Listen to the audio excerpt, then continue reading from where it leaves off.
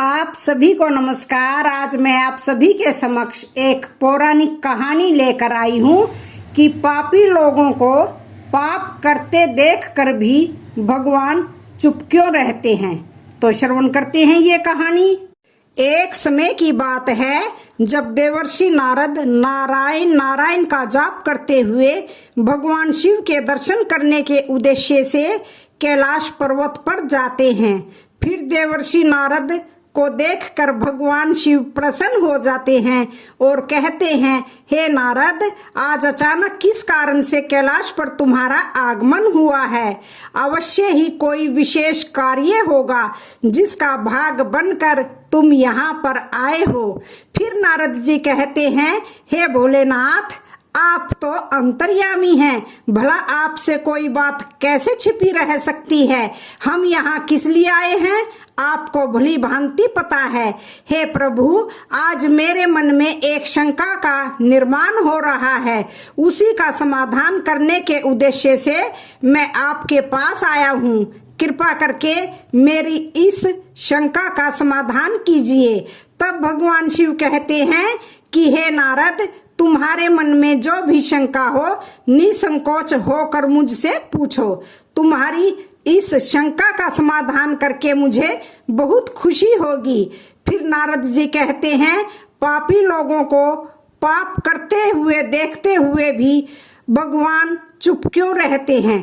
तब भगवान शिव कहते हैं, हे नारद, तुमने पूरे मानव जाति के कल्याण के हेतु प्रश्न किया है, जो मैं इस प्रश्न का उत्तर एक छोटी सी कहानी के माध्यम से देना चाहता हूँ।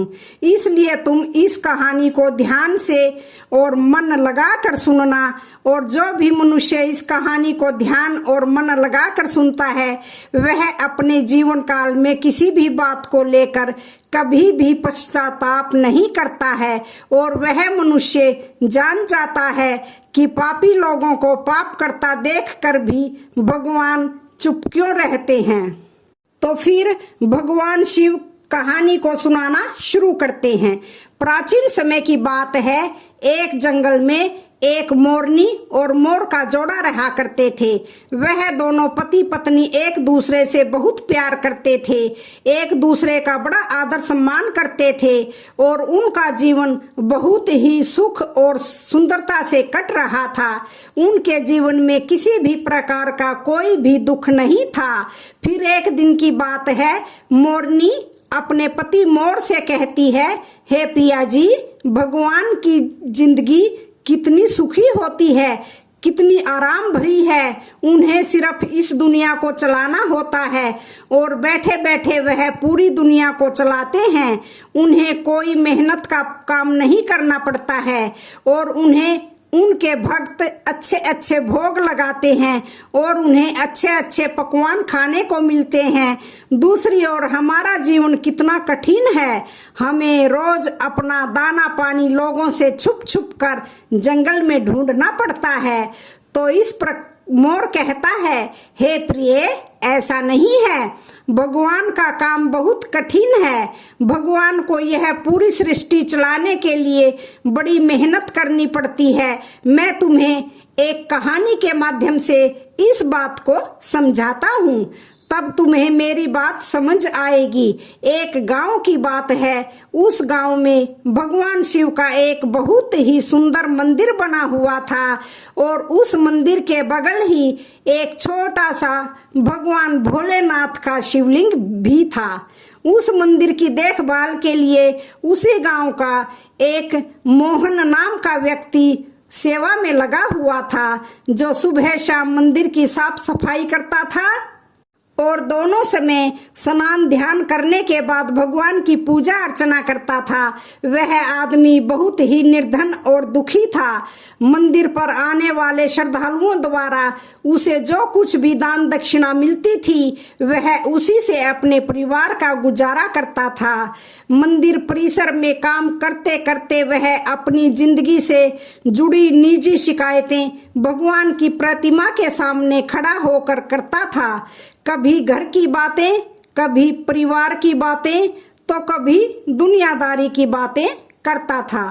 तो फिर आगे मोर मोरनी से कहता है कि हे प्रिय, एक दिन की बात है, भगवान भोलेनाथ के शिवलिंग की प्रतिमा के समक्ष खड़ा होकर दोनों हाथ जोड़कर कुछ शिकायतें भगवान से कर रहा है। हे भगवान, आपकी जिंदगी कितनी आरामदायक है। आप तो बस मंदिर में एक जगह आराम से बैठे रहते हैं और लोगों की प्रार्थनाएं सुनते रहते हैं, और कोई तुम्हें लड्डुओं का भोग लगा जाता है तो कोई प्रसाद चढ़ा जाता है।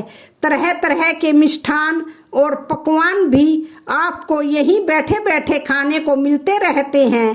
तुम्हारा जीवन कितना आसान है और मेरी जिंदगी कितनी कठिन है, और मेरी छोटी सी जिंदगी है, उसमें हजारों तरह के दुख भरे पड़े हैं और हजारों तरह की परेशानियां आप दे रहे हैं। दिन भर कड़ी मेहनत करता हूँ, तब कहीं जाकर 2 समय का खाना नसीब हो पाता है और अपने परिवार का भरण पोषण करता हूँ।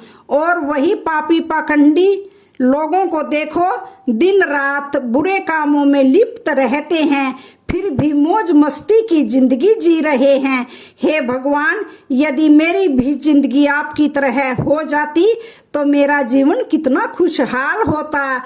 तो तभी अपने उस भक्त की ऐसी बातें सुनकर भगवान से रुका नहीं गया, और वह उसी शिवलिंग के प्रतिमा से ही अपने त्रिभुज रूप में भगवान शिव अपने नंदी के साथ में प्रकट हो जाते हैं और कहते हैं, हे पुत्र, तुम गलत सोच रहे हो। तुम जैसा सोच रहे हो वैसा कुछ भी नहीं है। दूर से देखने पर सबका जीवन अपने जीवन से अच्छा दूसरों का जीवन ही दिखाई पड़ता है। जब हमें उसकी वास्तविक जिंदगी का पता चलता है तब समझ में आता है कि यह तो मुझसे भी गया गुजरा जीवन जी रहा है। तुम मेरी जिंदगी को आसान समझ रहे हो, मेरा जीवन उतना आसान नहीं है जितना तुम समझ रहे हो। मुझे भी बहुत सारी चीजें देखनी पड़ती हैं, बहुत सी व्यवस्थाएं बनानी पड़ती हैं, बहुत सी चिंताएं लगी रहती हैं। अच्छे के साथ अच्छा कैसे हो और बुरे के साथ बुरा कैसे हो, यह सब सोचना पड़ता है।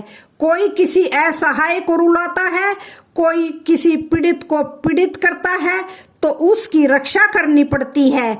मेरी जिम्मेदारी को जिस दिन तुम समझ जाओगे उस दिन तुम्हें मेरी मेहनत के बारे में भी पता चल जाएगा। तो फिर भगवान शिव उस मोहन नाम के व्यक्ति से कहते हैं, हे पुत्र, इतना आसान नहीं है भगवान बनना। जिस तरह एक पिता बनकर मनुष्य अपनी संतान के लिए अपने दायित्वों को निभाता है, उनके दुख सुख अच्छे बुरे का ख्याल भी रखता है, उसी तरह मुझे भी तुम सबका ख्याल रखना पड़ता है। इतनी सारी जिम्मेदारियों को एक साथ निभाना कोई आसान काम नहीं है। तो फिर भगवान भोलेनाथ की बात सुनकर वह भक्त बोला, हे भगवान भोलेनाथ, आप तो बहुत ही भोले भाले हैं। आप यह कैसी बातें कर रहे हैं? आपका काम तो सचमुच में बड़ा ही आसान है। जिस तरह पूरे दिन आप बैठे रहते हैं, आपकी तरह तो मैं भी किसी समय बैठा रहता हूँ तो किसी समय खड़ा रह सकता हूँ। इसमें क्या बड़ी बात है? तो भगवान शिव आगे कहते हैं, हे पुत्र, मैं फिर कहता हूँ, तुम यह नहीं कर पाओगे। मेरे इस कार्य में बड़े धैर्य की आवश्यकता पड़ती है और मनुष्य में इतना धैर्य नहीं होता है कि वह परिणाम घोषित होने तक रुक जाए। मनुष्य के अंदर यह कमजोरी होती है कि वह थोड़ा सा सुख पाता है तो वह घमंड से भर जाता है, और जरा भी दुख आ जाता है तो वह टूटकर शीशे की भांति बिखर जाता है। वह अपने धैर्य को बनाकर नहीं रख पाता है। तो फिर भक्त बोला, अच्छा, अगर ऐसी बात है तो आप मुझे एक दिन के लिए आपकी जिंदगी जी लेने दीजिए, फिर आप जैसा कहेंगे मैं वैसा ही करूँगा। तो फ्रेंड्स, मोर आगे अपनी पत्नी मोरनी से कहता है कि हे प्रिय, भगवान भोलेनाथ ने उस मोहन नाम के व्यक्ति को बहुत समझाया, पर वह बड़ा जिद्दी था। उसने भगवान शिव की एक भी बात नहीं मानी। फिर भगवान भोलेनाथ ने भी सोचा कि चलो मैं इसे एक दिन के लिए अपनी जिंदगी दे देता हूँ। कुछ लोगों पर उपदेशों की बातों का कोई प्रभाव नहीं पड़ता है, वह संसार की ठोकर खाने के बाद ही सही राह पकड़ते हैं। फिर भगवान शिव ने कहा, बेटा ठीक है, एक दिन के लिए मैं तुम्हें भगवान बनाता हूँ और तुम्हारी जिंदगी मैं जीता हूँ। फिर देखते हैं कि तुम मेरा काम किस ढंग से करते हो। और हाँ, मेरी जिंदगी जीने के लिए तुम्हें कुछ शर्तों का पालन करना होगा। फिर वह मोहन नाम का व्यक्ति बोला, हे भगवान भोलेनाथ, मैं आपकी सारी शर्तें मानने के लिए तैयार हूँ, बताइए आपकी क्या शर्तें हैं। तब भगवान शिव कहते हैं, हे पुत्र, तुम ध्यान से सुनो। मंदिर में रोजाना बहुत से लोग आएंगे और जाएंगे, जिसमें अच्छे लोग भी होंगे और बुरे लोग भी होंगे, क्योंकि भगवान पर तो सबका ही अधिकार होता है। यदि किसी पिता का एक बेटा निकम्मा निकले तो क्या वह पिता उसे अपना बेटा नहीं मानेगा। इसी तरह अच्छे बुरे दोनों लोग मेरे बच्चे हैं, परंतु परिणाम मैं उनको उनके कर्मों के अनुसार ही देता हूँ। तो फिर भगवान भोलेनाथ कहते हैं, बेटा, जब तुम भगवान बनकर मेरे स्थान पर खड़े होगे तो तुम्हें अच्छा कहने वाले लोग भी आएंगे और बुरा कहने वाले लोग भी आएंगे। तब तुम्हें चुपचाप उनकी बातें सहन करनी होंगी और धैर्य के साथ उनकी बातों को सुनना होगा और उनके अच्छे बुरे कर्म को देखना होगा। तुम्हें अपनी तरफ से कुछ भी भक्त से नहीं कहना होगा, चाहे कुछ भी हो जाए। फिर कहा, ठीक है प्रभु, मुझे आपकी सारी शर्तें मंजूर हैं। तो दोस्तों, अब तो भगवान भोलेनाथ ने उस भक्त से एक दिन के लिए आप जिंदगी बनाकर बदल ली और एक दिन के लिए उसे भगवान शिवलिंग में विराजमान कर दिया और स्वयं सेवक बनकर मंदिर की सेवा करने लगे। तो फिर जब कुछ समय बीता तो क्या होता है कि उसी नगर का एक धनी सेठ उस मंदिर में माथा टेकने के लिए आता है और वह भगवान के आगे हाथ जोड़कर प्रार्थना करता है कि हे भगवान, मैंने अरबों रुपये लगाकर एक बहुत बड़े कारखाने का निर्माण कराया है, मुझे आप ऐसा आशीर्वाद दीजिए कि मेरा कारखाना बहुत तेजी से चलने लगे और मैं उससे खूब सारा धन कमाऊं। तो फिर वह सेठ अपनी प्रार्थना कहने के बाद माथा टेकने के लिए जब नीचे झुका तो उसके जेब से पैसों से भरा हुआ बटुआ निकलकर जमीन पर गिर पड़ा और उसे अपना बटुआ दिखाई नहीं दिया, जिससे वह वहां से उठकर जाने लगा। उधर शिवलिंग में विराजमान भगवान का भक्त यह सब देख रहा था कि उसने सोचा कि अरे, सेठ का बटुआ तो यहीं पर गिर गया है। एक बार तो उसके मन में आया कि क्यों ना इस सेठ को आवाज लगाकर उसे कह दूं कि उसका बटुआ यहीं पर गिर गया है। लेकिन फिर उसे भगवान शिव की शर्त याद आ गई कि भगवान भोलेनाथ ने कहा है कि चाहे अच्छा हो या बुरा हो, तुम्हें बोलना नहीं है, तुम सिर्फ उसे देखते रहना है। यही सोचकर भगवान बना हुआ वह भक्त चुपचाप देखता रहा। तो तभी उस मंदिर में एक बहुत ही गरीब आदमी आता है और वह भगवान भोलेनाथ के शिवलिंग के सामने खड़ा होकर कहता है कि हे भगवान, मैं बहुत गरीब आदमी हूँ, इस गरीबी में मैं बड़े दुख का जीवन जी रहा हूँ, परिवार का पेट पालना भी मुश्किल हो रहा है, घर में माँ बीमार है, उसका इलाज कराने के लिए मेरे पास पैसे नहीं है, मैं कहाँ से प्रबंध करूँ, कुछ समझ में नहीं आ रहा है कि आगे का जीवन कैसे चलेगा। आज मेरे पास मात्र 1 रुपया है, इससे तो न एक समय का राशन आ पाएगा और न माँ की दवाई आएगी। तो कुछ कृपा कर दो भोलेनाथ, जिससे मेरी जरूरतें पूरी हो जाएं। तो इतना कहकर वह आदमी मंदिर से जाने लगा। तभी उसकी नजर पैसों से भरे एक बटुए पर पड़ी, जिससे उसने तुरंत बटुआ उठा लिया और उसमें बहुत सारे पैसे देखकर वह मन ही मन खुश होने लगा और भगवान को धन्यवाद देने लगा कि हे भगवान भोलेनाथ, आप वास्तव में बड़े महान हो। आपने मेरी प्रार्थना इतनी जल्दी सुन ली। इन पैसों से अब मैं अपने परिवार के लिए राशन की व्यवस्था करूंगा और माँ का इलाज कराऊंगा। तो फिर उधर भगवान बनकर शिवलिंग में विराजमान भक्त सोचने लगा, अरे यह बटुआ तो उस अमीर सेठ का है और यह गरीब आदमी इसे उठाकर ले जा रहा है। तो एक बार तो उसके मन में आया कि आवाज देकर इसे बता दूं कि यह बटुआ उसका नहीं बल्कि एक सेठ का है जो वह उसे ले जा रहा है। लेकिन तुरंत ही उसे भगवान भोलेनाथ की वह शर्त याद आ गई, इसलिए वह चुपचाप मौन बनकर शिवलिंग की प्रतिमा में विराजमान था।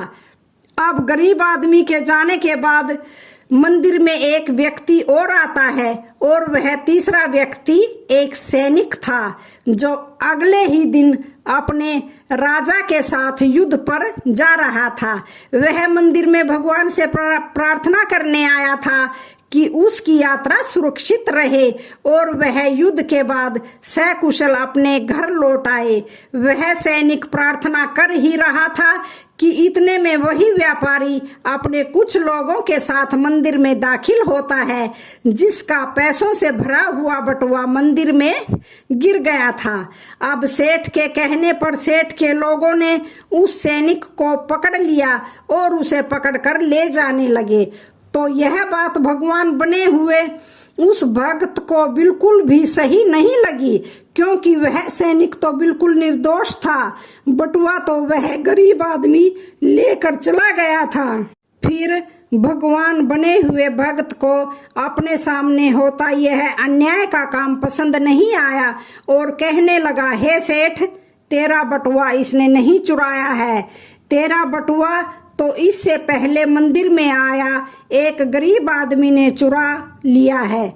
मैं भगवान हूँ और मैंने सब कुछ देखा है। तो अब भला सेठ और सेठ के लोग भगवान की बात क्यों नहीं मानते? उन्होंने तुरंत सैनिक को छोड़ दिया और उस गरीब आदमी को पकड़ लाए।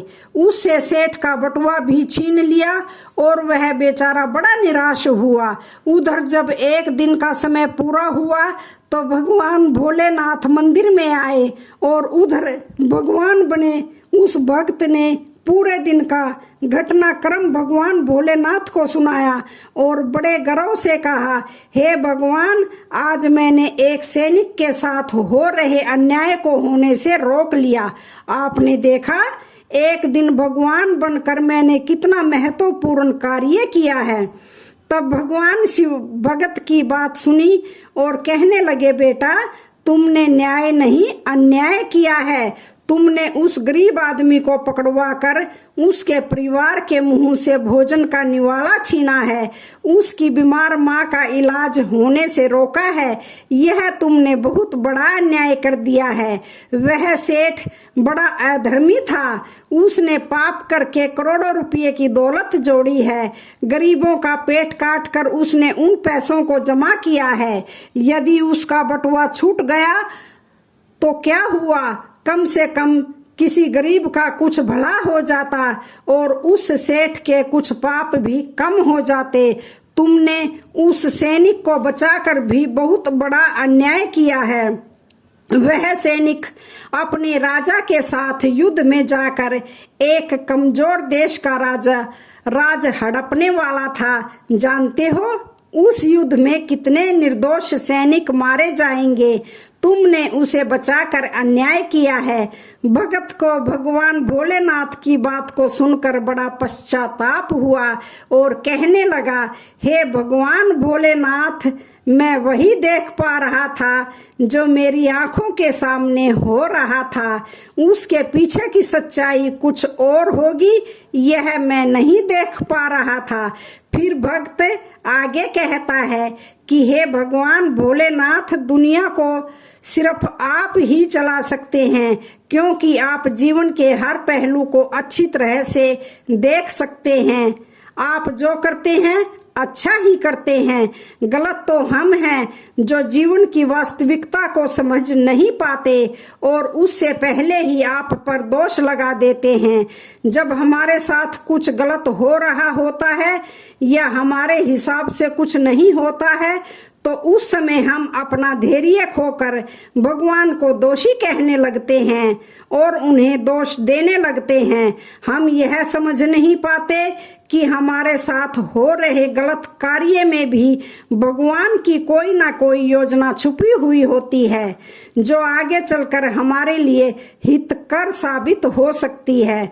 तो फिर वह भगत भगवान भोलेनाथ से कहता है, हे भोलेनाथ, मनुष्य की समझदारी इसी में है कि हमें गंभीरता पूर्वक कार्य के आगे और पीछे के परिणाम को सोच लेना चाहिए। यदि आपके साथ आपकी मर्जी के अनुसार कुछ नहीं हो रहा है तो उसमें भगवान की मर्जी समझनी चाहिए और आगे भगवान जो करते हैं वह अच्छा ही करते हैं, ऐसा सोचकर अपने कर्तव्य पर ध्यान देना चाहिए। तो फिर उसके बाद भगवान शिव उस भक्त से कहते हैं, हे पुत्र, क्या अब तुम्हें पता चल गया कि भगवान बनना इतना आसान नहीं है? फिर आगे वह भक्त कहता है, हे भोलेनाथ, आप जितने भोले भाले हैं, इतनी ही सरलता से लोगों के दुखों को दूर भी करते हैं और उन्हें ज्ञान दे देते हैं। तो हे प्रभु, अब मैं सब कुछ समझ गया हूँ। कुछ भी बनना आसान है, पर भगवान बनना इतना आसान नहीं है। तो उसके बाद भगवान भोलेनाथ उस भक्त को तथास्तु कह करके वहां से सीधा कैलाश पर्वत पर पहुंच जाते हैं। फिर भगवान शिव देवर्षि नारद से कहते हैं, वह मोर अपनी पत्नी से कहता है कि हे प्रिय, अब बात करते हैं उन दो कारणों की जिनकी वजह से भगवान पाप होते हुए भी देखकर चुप क्यों रहते हैं। पहला कारण तो यह है कि भगवान तब तक आपकी मदद नहीं करेंगे जब तक आप दुनिया वालों पर निर्भर रहेंगे। जिस दिन आप खुद पर तथा भगवान पर निर्भर हो जाएंगे, उस दिन वह आपकी मदद के लिए जरूर आएंगे। दूसरा कारण यह है कि भगवान मनुष्य के कर्म भी देख कर चलते हैं कि किसको कहाँ पर किस कर्म का दंड मिलना चाहिए और किसको किस कर्म का फल मिलना चाहिए। भगवान हमेशा आपके अगले और पिछले सारे कर्मों को देखकर हिसाब करते हैं। भगवान को समर्पित होकर चलिए तो आपका कभी भगवान बुरा नहीं होने देंगे। तो फिर आगे देवर्षि नारद इस कहानी को सुनकर बहुत खुश होते हैं और कहते हैं, हे प्रभु, आप ही इस संसार में आदि और अनंत हैं। आज आपने मुझे इस कहानी को सुनाकर मेरे मन को शांत किया है। तो मैं आशा करती हूँ कि आपको यह कहानी पसंद आई होगी। तो आज की कहानी का यहीं पर समापन होता है। वीडियो अच्छी लगे तो चैनल को लाइक, शेयर, सब्सक्राइब जरूर करें। हर हर महादेव।